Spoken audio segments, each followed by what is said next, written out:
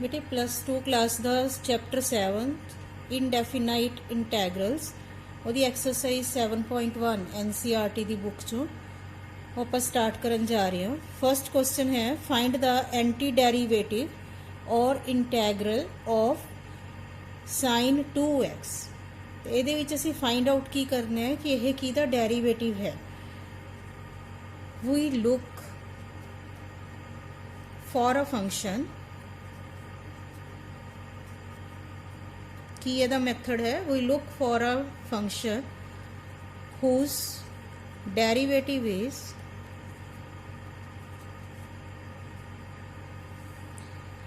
sin 2x। we know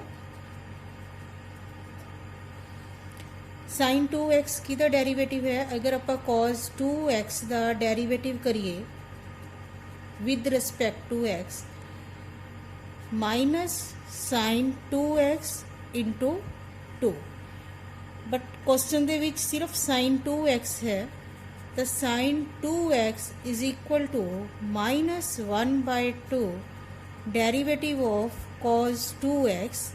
इनू असी इस तरह भी लिख सकते हैं derivative of -12 cos 2x is equal to sine 2x। ये अपने को आंसर आ गया। देयरफॉर एन एंटी डेरीवेटिव, अगर आप इंटैग्रल का साइन लगा देंगे दोनों साइड से, of sine 2x is -12 cos 2x। दोबारा समझते हैं question third. e raised to power 2x, we look for a function whose derivative is e raised to power 2x। the derivative of e raised to power 2x is equal to 2 e raised to power 2x। Question विच की है सिर्फ e raised to power 2x, half नूं असीं इधर लै जाने आ, half derivative of e raised to power 2x। इनू इस तरह भी लिखा जा सकता है derivative of half into e raised to power 2x is equal to e raised to power 2x। So antiderivative and antiderivative of e raised to power 2x is half e raised to power 2x। Now in fifth question we look for a function whose derivative is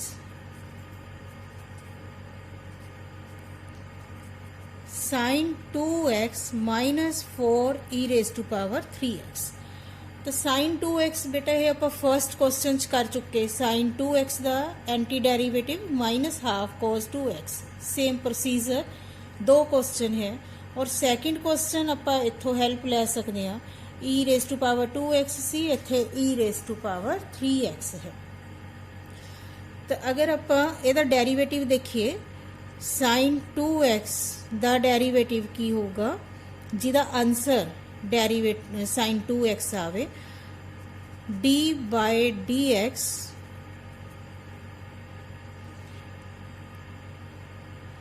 cos 2x is equal to -2 sine 2x। Sine 2x is equal to derivative of -12 cos 2x। First question derivative of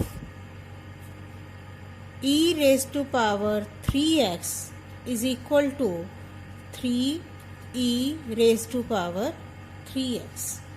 1/3 इधर आ गया अपने को 1/3 derivative of e raised to power 3x is equal to e raised to power 3x।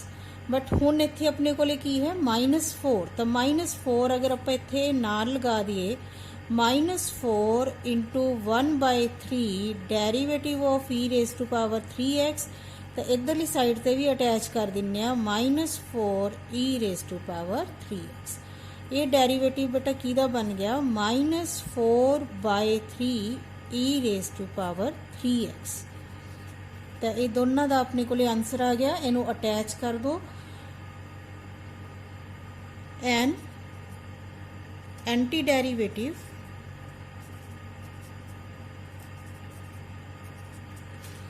Of sine 2x minus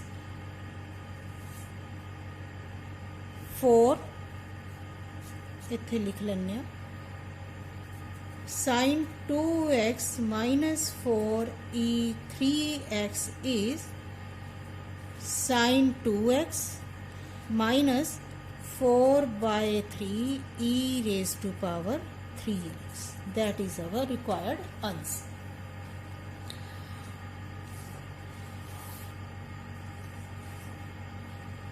Question number 6. Find the integral of these. ਹੁਣ ਆਪਾਂ direct way नाल इंटैग्रल find out करांगे।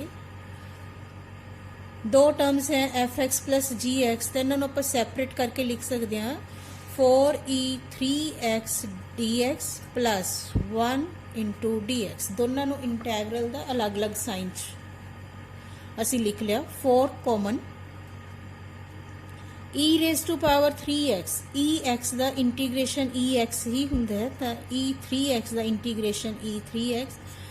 जो power है ਉਹਦਾ derivative ਹੁਣ ਅਸੀਂ upon ਵਿੱਚ ਲਗਾਵਾਂਗੇ 1 ਦਾ integration x plus c। 3x derivative of 3x is equal to 3, it becomes 4/3 e raised to power 3x plus x plus c। c is arbitrary constant। Question number 7th, integral of x square into 1 minus x square dx। तो सब तो पहले इन्हें थोड़ा simplify करते हैं। Multiply करो x square into 1 x square into 1/x square नाल x square cancel -1। Integral of x square dx integral of 1 integral of x square power विच एक ऐड हो जाऊगा 2 + 1 उन्ना ही नीचे 1 का इंटैग्रल x प्लस c। तो आंसर आ गया अपने को x³/3 minus x plus c। फार्मूले आप पहले लैक्चर विच कर चुके। नेक्स्ट 10th क्वेश्चन है √x minus 1/√x whole square. तो पहला सिंपलीफाई करते हैं a - b whole square. Formula a square minus 2ab plus b square into dx। √x the square x cancel -2 1/√x the whole square is it becomes 1/x dx। Separate कर लो, plus या minus दे sign आ गए x dx minus integral of 2 dx plus integral of 1/x dx। Integral of x is equal to x² 2 minus 2 बाहर 1 दा derivative 1 दा integration x 1/x दा integral log x plus c। That is our required answer. Question number 12 x³ plus 3x plus 4/√x। Numerator विच एक तो ज़्यादा terms हैं, denominator विच सिंगल टर्म है, तो असी इनू सैपरेट कर सकते हैं x³ plus 3x plus 4/√x dx। √x का मीनिंग है पावर हाफ। तो अगर आप डिनोमीनेटर नू ऊपर ले जाइए तो साडा फार्मूला लगता है पावर माइनस हो जाती है 3 - ½ 3x raised to power 1 minus half plus 4x raised to power minus half dx।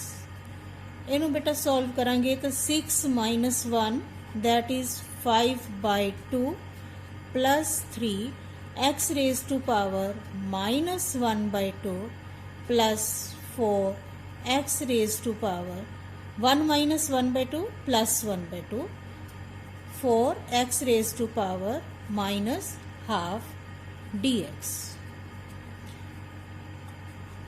इंटैग्रल विच की करना है, पावर एक वधा देनी है, पावर च एक ऐड कर देना है। 5/2 plus 1 upon 5/2 plus 1 plus 3x raised to power half plus 1 upon half plus 1 plus 4x raised to power minus half plus 1 into upon minus half plus 1। इनू बेटा सॉल्व करांगे तो यह बन जूगी x raised to power 7/2, नीचे भी 7/2 उहदा reciprocal 2/7 x raised to power 7/2। It becomes 3/2, 3 into तो रेसिप्रोकल हो गया 2/3 x raised to power 3/2 minus half plus 1 equal to half, reciprocal 4 into 2/1 x raised to power half plus c। यही अपना answer आ गया। 4 into 2 8 लिख सकते हैं। 12th क्वेश्चन विच डिनोमीनेटर विच सिंगल टर्म सी √x। इस क्वेश्चन दे विच अपने कोले सिंगल टर्म नहीं है, x-1 है डिनोमीनेटर च। तो अगर आप इन्हू सिंपलीफाई कर सकते हैं तो सिंपलीफाई करांगे, नहीं तो फिर न्यूमीरेटर की पावर डिनोमीनेटर नालों वड्डी है।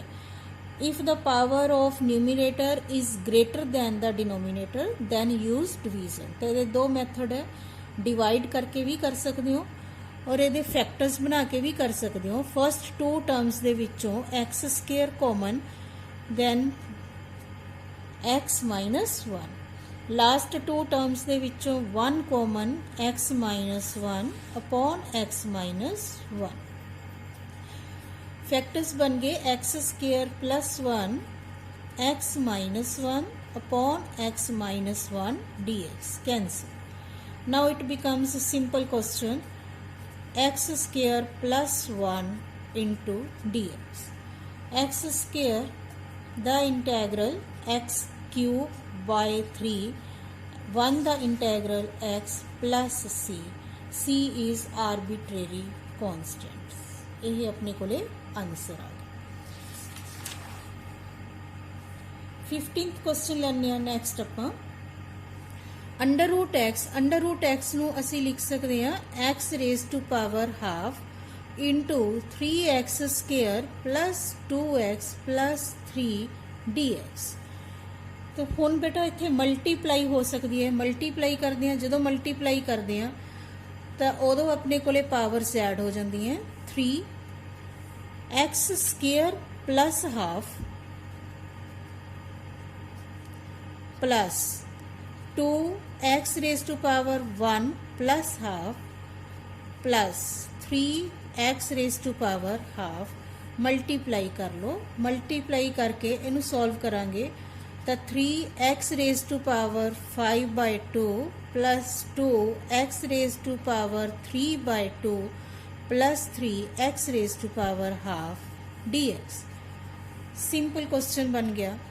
3x raised to power एक पावर ऐड करांगे 5/2 plus 1 that is equal to 7/2 upon which we 7/2 plus 2 1 add करो it becomes 5/2 upon 5/2 3x raised to power 3/2 upon 3/2 plus c। Reciprocal 3 into 2 6/7 x raised to power 7/2 2 into 2 4 4/5 x raised to power 5/2 3 into 2 6 6/3 x raised to power 3/2 plus c। इनू cut भी सकते हो 1 into 2 तो इस तरह भी answer लिखा जा सकता। Now 18th question, secant x into secant x plus tan x, integration of this with respect to x। तो सब तो पहला ब्रैकेट ओपन करते हैं, secant square x plus secant x tan x dx। इनू बेटा सैपरेट करके लिखा जा सकता है, secant square x dx plus secant x tan x dx। secant square x the integration tan x, secant x tan x the integration secant x plus c।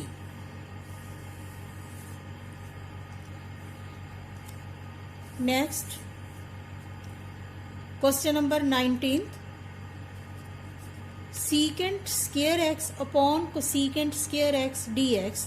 तो secant square x 1 by cos square x, cosecant square x 1 by sin square x dx।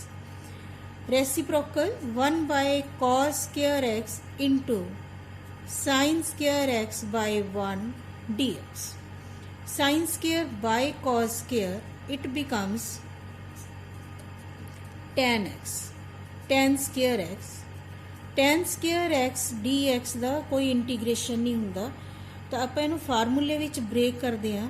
tan square x is equal to secant square x minus 1 into dx। Integration of secant square x minus 1 into dx formula use कर लिया। secant square x is equal to tan x, integration of secant square x tan x, integration of 1x plus c। इसी तरह ही question number 20th है, ये नाल दा ही denominator विच एक तो ज़्यादा टर्म्स हैं, न्यूमीनेटर च एक तो ज़्यादा टर्म्स हैं, डिनोमीनेटर विच सिंगल टर्म है। तो सब तो पहला असी इनू सैपरेट करांगे, 2 by cos square x minus 3 sin x by cos square x dx। Integration of 1 by cos square equal to secant square x minus 3 sin by cos। इनू इस तरह लिख सकते हैं असी, cos square नू cos x into 1 by cos x dx। It becomes integration of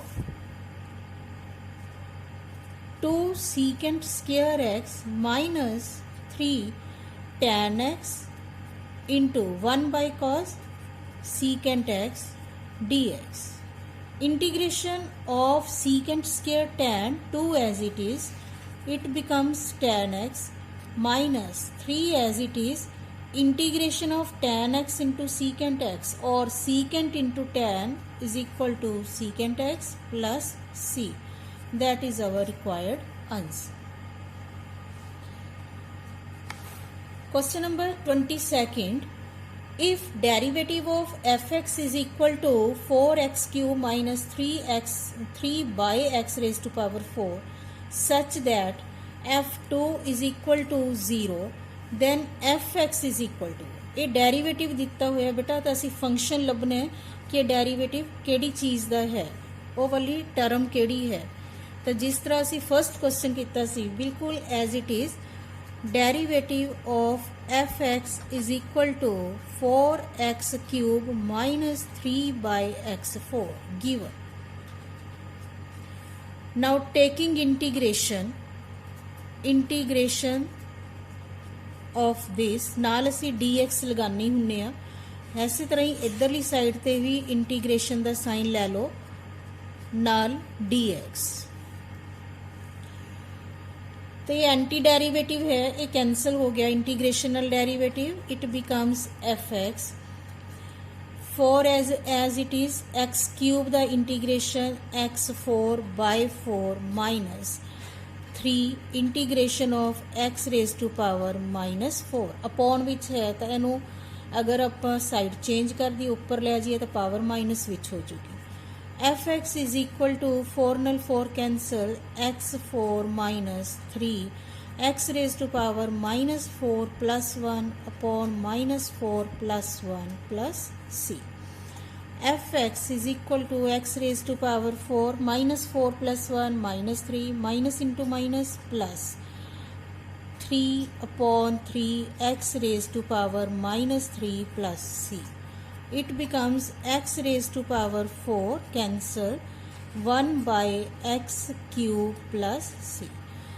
Now given f2 इत्थे सी x, it मीनस जो 2 है वो x दी वैल्यू है इक्वल टू 0. एफ एक्स की हुंदा y, तो जो 0 है ये y दी वैल्यू है. f2 put x is equal to 2. 2 raise to power 4 1 by 2 raise to power 3 plus c. f2 is equal to 0, तो इत्थे 0 भर दिन्ने. 2 raise to power 4 16 1 by 8 plus c. c is equal to minus 16 minus 1 by 8. It becomes